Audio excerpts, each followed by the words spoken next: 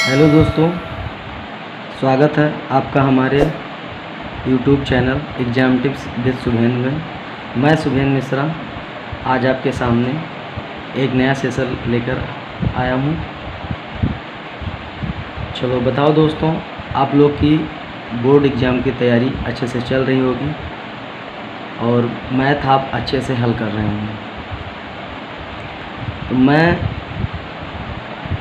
आज से मैंने क्या किया है,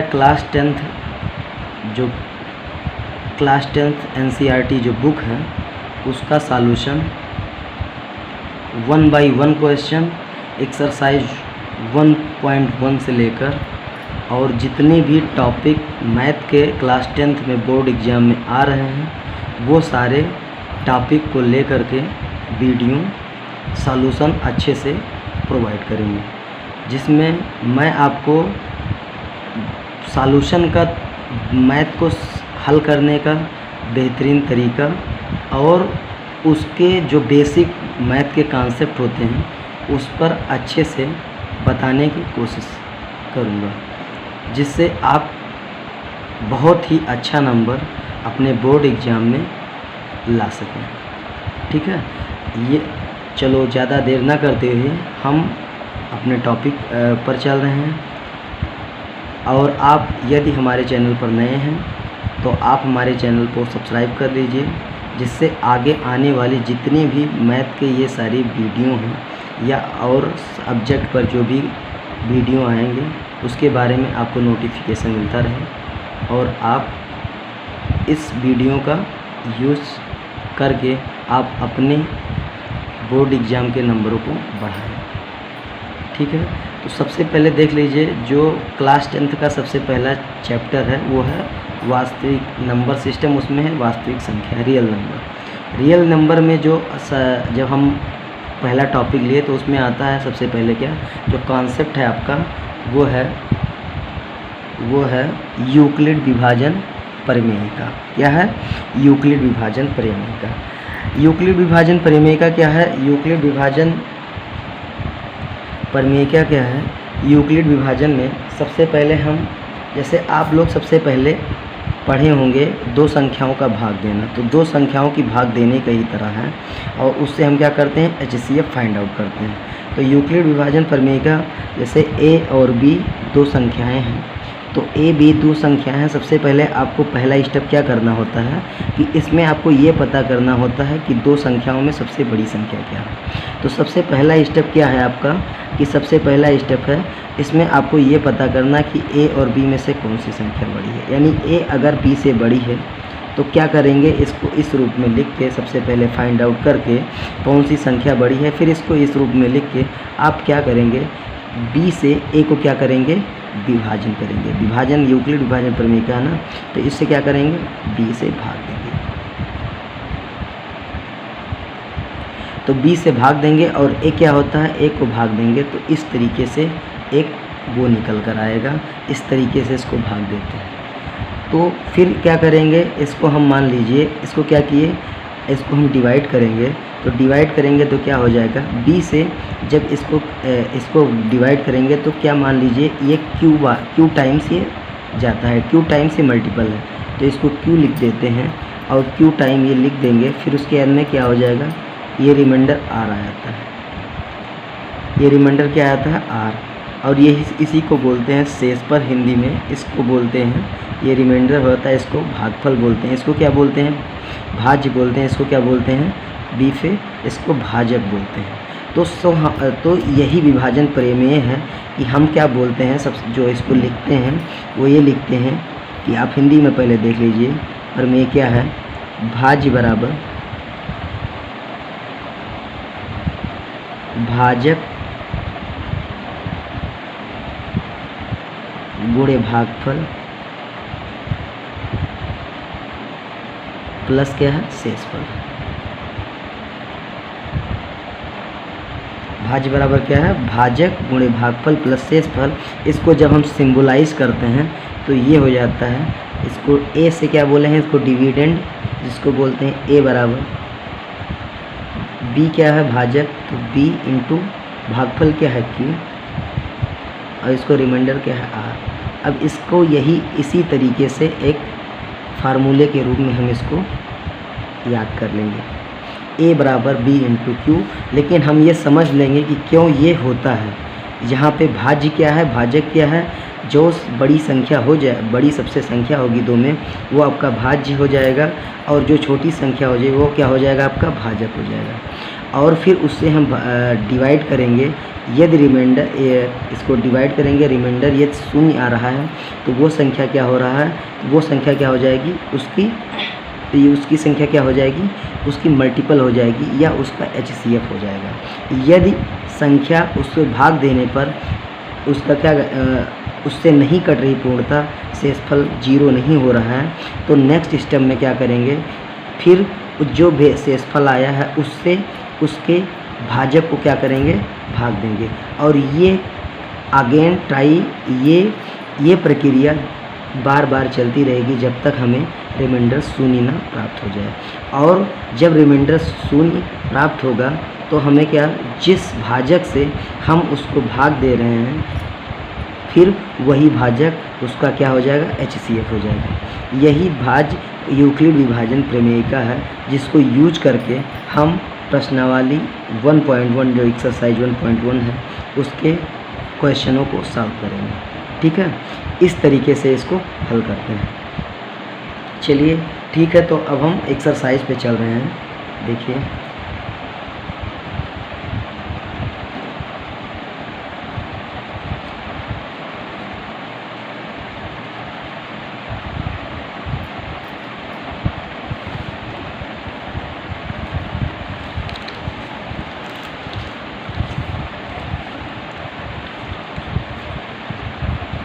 इसको सॉल्व कर रहे हैं। सबसे पहले क्या, देखिए इसमें क्वेश्चन हमने पहला स्टेप क्या बोला है, स्टेप ये बोला था निम्नलिखित संख्याओं का HCF ज्ञात करने के लिए यूक्लिड विभाजन एल्गोरिथम का प्रयोग कीजिए। तो सबसे पहले इसमें हम क्या बोले थे, स्टेप फर्स्ट क्या बोले थे, स्टेप फर्स्ट ये बोले थे कि इसमें कौन सी संख्या बड़ी है, तो 225 बड़ी है, इसकी मतलब 225 इसको कर लेंगे। अब 225 को करना क्या है, इसको हम भाज्य बना लेंगे, और जो उससे छोटी संख्या है क्या है 135, ये क्या कर लेंगे, इसको भाज्य बना लेंगे। अब इसको देख लीजिए, हम क्या करें, डिवाइड करेंगे, तो ये इससे बड़ी है 1 टाइम्स जाएगा, ये 270 हो जाएगा, तो 1 टाइम जाएगा 135 हो जाएगा, 135 हो जाएगा, तो 5 0, ये 0 हो जाएगा, 1 यहाँ कैरी होगा, 12 3 हो जाएगा, 12 9 हो जाएगा, ये 0 हो जाएगा। ठीक है, इस तरीके से अब यहाँ 90 आ गया। तो हमने क्या बताया था, सेकेंड स्टेप क्या था, सेकेंड स्टेप क्या था, तो सेकेंड स्टेप में सबसे पहले हम ये पता कर लिए कि कौन सी संख्या बड़ी है, फिर हम क्या लिख देते हैं, उसके बाद में हम लिख देते हैं 225, पहले इसको सॉल्व कर लेते हैं इस तरह से, फिर ये 90 हो जाएगा, तो 90 को 135 से क्या करेंगे, इसको इस भाजक से मैंने बताया ना कि जो रिमाइंडर आता है उसको भाजक को फिर दोबारा क्या करते हैं, भाग देते हैं। अब जब ये आ जाएगा तो इसको क्या करें, इसको भाग देंगे, तो 1 जाएगा, ये कितना हो जाएगा 90, ये कितना बच जा रहा है, ये 45 बच जा रहा है, 45 बच जा रहा है। अब ये 45 जो बच जा रहा है, इसको क्या करेंगे, दोबारा यही प्रक्रिया जब तक हमें रिमाइंडर शून्य न मिल जाए। तो रिमाइंडर शून्य न मिल जाए, इसके लिए हम क्या करेंगे, इसके लिए ये प्रक्रिया हम और आगे करते रहेंगे। ये 90 हो जा रहा है, अब 45 2 जा 90, ये क्या हो जाएगा, रिमाइंडर क्या बच जाएगा 0, रिमाइंडर क्या बच जाएगा 0। अब जो यही चीज़ हमने क्या बताया था, ये डिवाइड कब तक होगा, ये डिवीज़न कब तक होगा, जब तक कि हमें रिमाइंडर शून्य ना मिल जाए। तो रिमाइंडर अब हमें शून्य मिल गया है ना, तो अब इस प्रक्रिया को हम बंद कर देंगे, और जो इसका डिवाइजर होगा 45, यही इसका 135 225 का क्या हो जाएगा, HCF हो जाएगा। तो इसको अब स्टेप में कैसे लिखेंगे, इसको स्टेप में इस तरह से लिख देंगे, 125 क्या हो जाएगा, 135 इंटू 1 प्लस क्या कर देंगे, इसको लिख देंगे 90, और सेकेंड स्टेप में 135 को क्या लिख देंगे, 1 प्लस क्या लिख देंगे 45, और फिर 145 क्या है 90, तो ये 92 को यहाँ लिख देंगे, ये क्या आ जाएगा 45 इंटू 2, रिमाइंडर शून्य। अब रिमाइंडर शून्य हो गया तो यही जो भाजक होता है यही क्या हो जाएगा 45 क्या हो जाएगा इसका HCF। अब यहाँ लिख देंगे HCF इक्वल टू क्या हो जाएगा 45। समझ में आया? सबसे पहले क्या करेंगे, इसको एक बार दोबारा से समझ लीजिए। क्या करेंगे 135 to 25 ये दिया है, इसको यूक्लिड विभाजन एल्गोरिदम से क्या करना है, इसका हमें HCF निकालना है। तो सबसे पहला स्टेप हमारा होता है कौन सी संख्या बड़ी है हम इसे देखते हैं। तो 225 135 से बड़ी है। बाकायदा हम लोग क्या करते हैं, जो पुराना हम लोग मेथड करते आ रहे हैं डिवाइड करने का, वही प्रक्रिया करेंगे। 135, अब इसमें क्या है रिमाइंडर 90, जबकि हमें रिमाइंडर 0 चाहिए था। जीरो जब नहीं आया तो हम क्या करेंगे, जो डिवाइजर था उसको रिमाइंडर से क्या करेंगे डिवाइड करेंगे। तो डिवाइजर को जब हम रिमाइंडर से डिवाइड करते हैं, फिर रिमाइंडर क्या हुआ 0 नहीं मिला, फिर मिला कितना 45। तो इस फिर रिमाइंडर से उसके डिवाइजर को अगेन भाग करते हैं। तो ये 90 को भाग दे, फिर हमें क्या मिल गया 0। अब जब ये 0 मिल गया तो हमने क्या बताया है कि जो भाजक ये 0 जहाँ भाग करने पर मिला है वही उसका क्या हो जाता है HCF। और इसको इस स्टेप को हमने यूक्लिड विभाजन के लिए से इस तरीके से इस स्टेप में लिख देना। इसी प्रकार HCF बराबर 45 मिल गया। यही यूक्लिड विभाजन एल्गोरिदम है। ठीक है, चलो अब इसमें हम नहीं चल रहे हैं, सेकंड क्वेश्चन देख ले रहे हैं। सेकंड क्वेश्चन इसका कैसे सॉल्व करेंगे, एक क्वेश्चन और दिया है। हाँ, सेकंड क्वेश्चन से कैसे सॉल्व कर रहे हैं देख लीजिए। सेकंड क्वेश्चन दिया है 196। अब इसमें सबसे पहला स्टेप जो हमारा था बोले थे ना 196, तो ये क्या बढ़ा है 38,220 बढ़ा है। तो सबसे पहले हमने क्या बताया है, इसको इससे डिवाइड करते हैं। तो जब डिवाइड करते हैं तो 196 इधर आ जाएगा और इसको 38,220 हो जाएगा। अब इसको जब आप डिवाइड करेंगे तो आप चेक करेंगे आगे चल के क्या हो जा रहा है। 196 1 जा जाएगा, यहाँ 12 हो जाएगा 6, और यहाँ क्या हो जाएगा 7।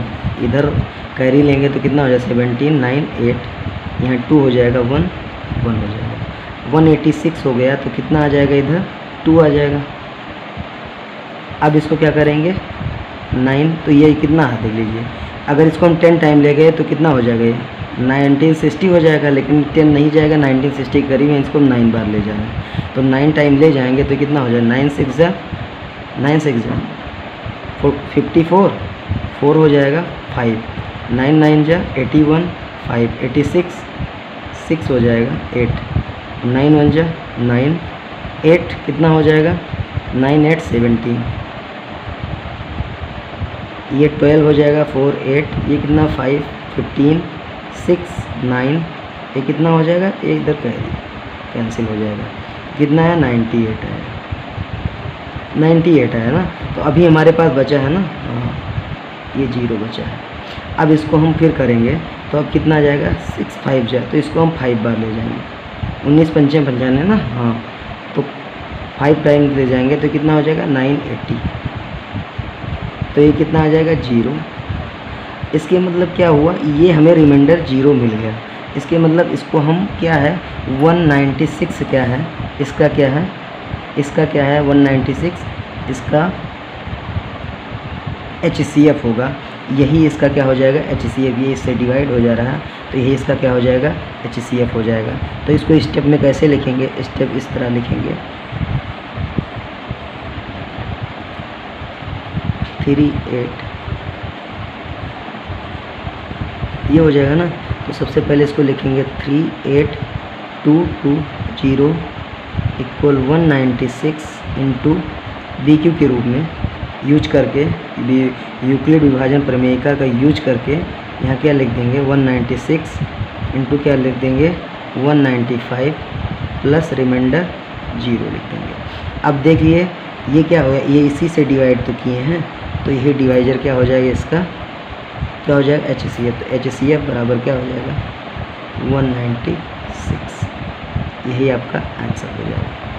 ठीक है, आप समझ लिए यूक्लिड विभाजन थ्योरम से आप कैसे HCF निकालेंगे। ठीक है।